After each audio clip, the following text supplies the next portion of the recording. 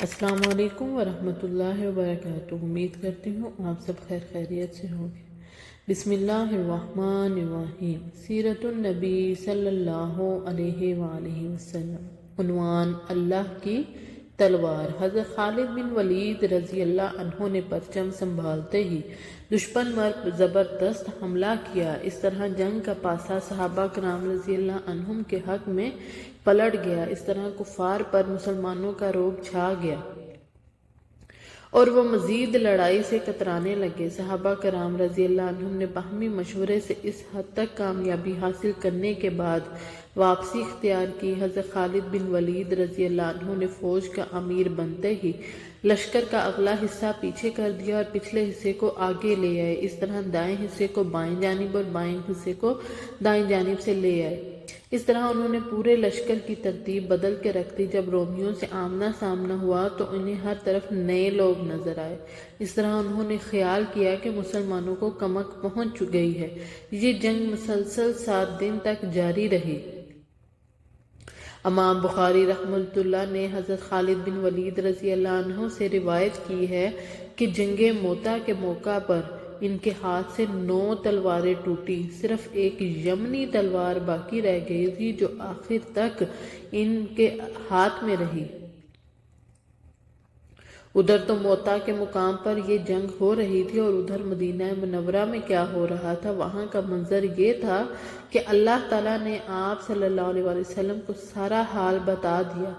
آپ نے صحابہ کرام کو جنگ کی خبریں سنانے کے لیے مسجد نبوی میں بلایا اور خود منبر پر تشریف فرما ہوئے۔ اس وقت آپ صلی اللہ علیہ وسلم کی آنکھوں میں آنسو تھے۔ آپ نے بتانا شروع کیا، لوگو، خیر کا دروازہ، خیر کا دروازہ، خیر کا دروازہ کھل گیا۔ میں تمہیں تمہارے لشکر کے بارے میں بتاتا ہوں، ان غازیوں کے بارے میں بتاتا ہوں۔ وہ لوگ یہاں سے رخصت ہو کر چلے گئے، یہاں تک کہ دشمن سے ان کی مڈ بھیڑ ہو گئی اور زید بن حارثہ شہید ہو گئے۔ ان کے لیے مغفرت کی دعا مانگو۔ پھر جعفر نے پرچم لیا اور بڑی ثابت قدمی سے لڑے، یہاں تک کہ وہ بھی شہید ہو گئے۔ ان کے لیے بھی مغفرت کی دعا کرو۔ پھر عبداللہ بن رواحہ نے پرچم اٹھایا اور وہ بھی شہید ہو گئے۔ پھر خالد بن ولید نے پرچم اٹھا لیا۔ وہ لشکر کے امیر نہیں تھے، وہ خود اپنی ذات کے امیر تھے، مگر وہ اللہ کی تلواروں میں سے ایک تلوار ہے، اس لیے اللہ کی مدد تیار ہے۔ اللہ تعالیٰ نے اس تلواروں کو کافروں پر سونت دیا۔ اللہ تعالیٰ نے دشمن پر فتح نصیب فرمائی۔ اس کے بعد حضور اکرم صلی اللہ علیہ وسلم نے حضرت خالد بن ولید رضی اللہ عنہ کے بارے میں دعا فرمائی، اے اللہ، وہ تیری تلواروں میں سے ایک تلوار ہے، تو اس کی مدد فرما۔ اسی دن سے حضرت خالد بن ولید رضی اللہ عنہ کو سیف اللہ کہا جانے لگا۔ حضرت اسماء بنت امیس رضی اللہ عنہ حضرت جعفر رضی اللہ عنہ کی بیوی تھی۔ جس روز اس لڑائی میں حضرت جعفر رضی اللہ عنہ اور ان کے ساتھی شہید ہوئے، نبی اکرم صلی اللہ علیہ وسلم نے ان کے گھر تشریف لائے اور فرمایا، جعفر کے بچوں کو میرے پاس لاؤ۔ حضرت اسماء رضی اللہ عنہ بچوں کو آپ کے پاس لے آئیں۔ حضور اکرم صلی اللہ علیہ وسلم انہیں پیار کرنے لگے اور ساتھ میں روتے بھی رہے، یہاں تک کہ حضور اکرم صلی اللہ علیہ وسلم داڑھی مبارکہ آنسوؤں سے تر ہو گئی۔ حضرت اسماء رضی اللہ عنہ کو حیرت ہوئی، پوچھنے لگے، اللہ کے رسول، آپ پر میرے ماں باپ قربان، آپ کیوں رو رہے ہیں؟ کیا جعفر اور ان کے ساتھیوں کے بارے میں کوئی خبر آئی ہے؟ جواب میں حضور اکرم صلی اللہ علیہ وآلہ وسلم نے فرمایا، ہاں، وہ ان کے ساتھی آج ہی شہید ہوئے ہیں۔ وہ یکدم کھڑی ہو گئیں اور رونے لگیں۔ یہاں یہ بات قابل غور ہے کہ اس وقت حضرت جعفر اور ان کے ساتھی مدینہ منورہ سے بہت فاصلے پر ملک شام میں لڑ رہے تھے اور وہاں سے بھی کسی طرح بھی خبر آنے کا کوئی ذریعہ نہیں تھا۔ اب ظاہر ہے اللہ تعالیٰ نے بذریعہ وحی خبر حضور اکرم صلی اللہ علیہ وسلم کو دی تھی۔ آپ نے حضرت اسماء کو بلند آواز سے روتے دیکھا تو فرمایا، اے اسماء، نہ بین کرنا چاہیے اور نہ رونا پیٹنا چاہیے۔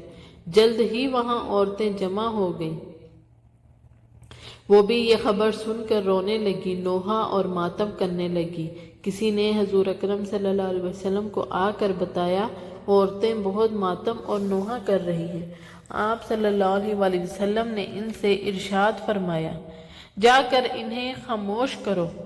وہ گئے اور جلد ہی واپس آ کر بولے، اللہ کے رسول، وہ خاموش نہیں ہو رہی۔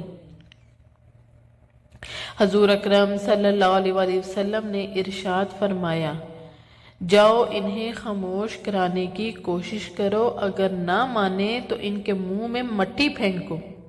اس کے بعد آپ صلی اللہ علیہ وسلم نے حضرت جعفر رضی اللہ عنہ کے بچوں کے بارے میں دعا فرمائی،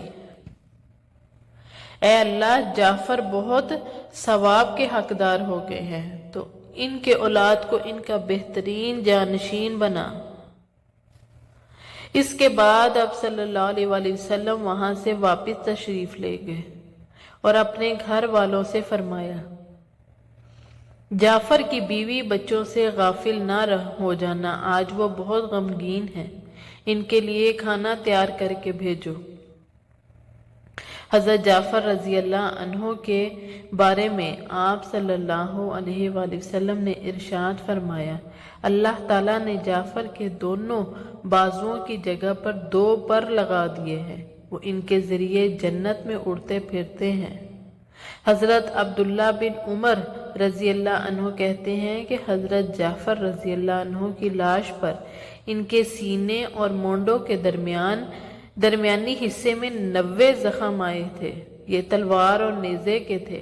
حضرت جعفر رضی اللہ عنہ اس روز تھے بھی روزے سے۔ حضرت عبداللہ بن عمر رضی اللہ عنہ کہتے ہیں کہ میں حضرت جعفر کے پاس شام کے وقت پہنچا، وہ میدان جنگ میں زخموں سے چور پڑے تھے، میں نے انہیں پانی پیش کیا تو انہوں نے فرمایا،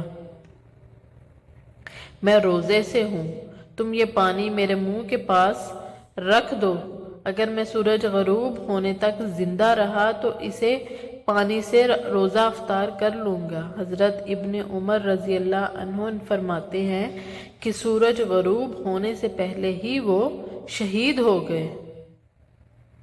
حضرت عبداللہ بن عمر رضی اللہ عنہ سے روایت ہے کہ ایک مرتبہ ہم رسول اللہ صلی اللہ علیہ وسلم کے ساتھ تھے، اچانک آپ صلی اللہ علیہ وسلم نے آسمان کی طرف منہ اٹھایا اور وعلیکم السلام ورحمۃ اللہ فرمایا۔ لوگوں نے عرض کیا، اے اللہ کے رسول، یہ آپ نے کیوں فرمایا؟ جواب میں ارشاد فرمایا، ابھی میرے پاس سے جعفر ابن ابی طالب فرشتوں کے جمگھٹ سے میں سے گزرے ہیں، انہوں نے مجھے سلام کیا تھا۔ غزوہ موتا سے واپس آنے والا لشکر جب مدینہ منورہ کے قریب پہنچا تو وہیں آ کر اللہ کے رسول اور مسلمانوں نے ان سے ملاقات کی۔ شہر میں بچوں نے اشعار گا کر انہیں خوش آمدید کہا۔ اس وقت آپ صلی اللہ علیہ وسلم اپنی سواری پر تشریف لا رہے تھے۔ ان بچوں کو دیکھ کر فرمایا، انہیں اٹھا کر سواریوں پر بٹھا لو اور جعفر کے بچوں کو میرے پیچھے بٹھا دو۔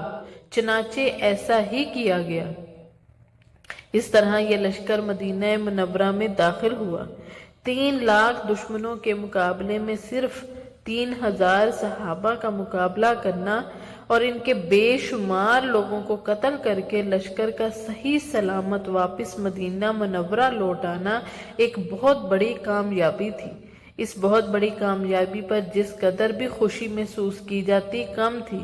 اس جنگ کے بعد مکہ فتح ہوا۔ یہ غزوہ رمضان 8 ہجری میں پیش آیا۔ حضور صلی اللہ علیہ وسلم اور قریش کے درمیان حدیبیہ کے مقام پر جو معاہدہ ہوا تھا، اس میں یہ بھی طے پایا کہ دوسرے عرب قبیلوں میں سے کوئی بھی قبیلہ دونوں فریقوں میں سے کسی بھی طرف سے اس صلح نامہ میں شامل ہو سکتا ہے، یعنی اگر کوئی قبیلہ رسول اللہ صلی اللہ علیہ وسلم کی طرف سے اس معاہدے میں شامل ہونا چاہے تو وہ ایسا کر سکتا ہے۔ اس صورت میں وہ ان شرائط کا پابند ہوگا جن کے پابند قریش تھے۔ اس شرط کی روح سے بنی بکر کا قبیلہ قریش کی طرف سے اور بنی خزاع کا قبیلہ رسول اللہ صلی اللہ علیہ وسلم کی طرف سے اس صلح میں شامل ہوا، جبکہ ان دونوں قبیلوں میں بہت پرانی دشمنی تھی۔ دونوں کے درمیان کافی قتل و غارت گری ہو چکی تھی، خون کے بدلے باقی تھے، لیکن اسلام کی آمد نے ان دشمنیوں کو دبا دیا تھا۔ اب ہوا یہ کہ بنی بکر کے ایک شخص نے رسول اللہ صلی اللہ علیہ وسلم کی شان میں توہین آمیز شعر کہے اور ان کو گانے لگا۔ بنی خزاع کے ایک نوجوان نے ان اشعار کو سن لیا، اس نے بنی بکر کے شخص کو پکڑ کر مارا، اس سے وہ زخمی ہو گیا۔ اس پر دونوں قبیلے ایک دوسرے کے خلاف اٹھ کھڑے ہوئے، کیونکہ پرانی دشمنی تو ان میں پہلے سے چلتی آ رہی تھی۔ جزاک اللہ خیر۔